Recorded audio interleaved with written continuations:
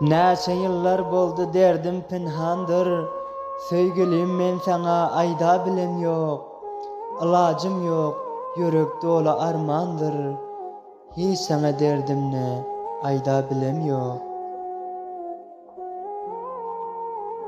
Seni görsem galyonda aş kemin gatyp, ta seher uklaman gijeler yatyp. Şu çaka bilmedim yüzüňe aýdyp. Derdi dilim sana aýda bilem ýok. Derdi dilim sana aýda bilem ýok. Hoşdan gitýän seni gören mahalym, görmesem has beter bolýar ahwalym. Waq elimden gitdi kıymet bahalim. Söýenime sana aýda bilem ýok. Söýenime sana aýda bilem ýok. Göz kiçeldip eýgiz etdiň işara, şonda hem derdimni aýtmadym ýara. Indi içim köýýär men baxty gara. Nädeýin söýenim aýda bilem ýok. Nädeýin söýenim aýda bilem ýok.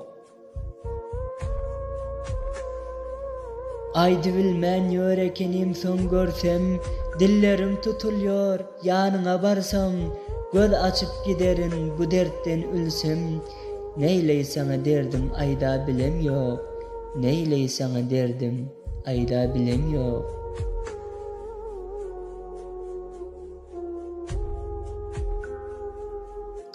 Kança ýerde bir-biri gördük. Söýgüden söz açman oturup turduk. İkimiz bu derde baştan geçirdik. Nädeýin söýýänim aýda bilem ýok. Neýläýin söýýänim aýda bilem ýok.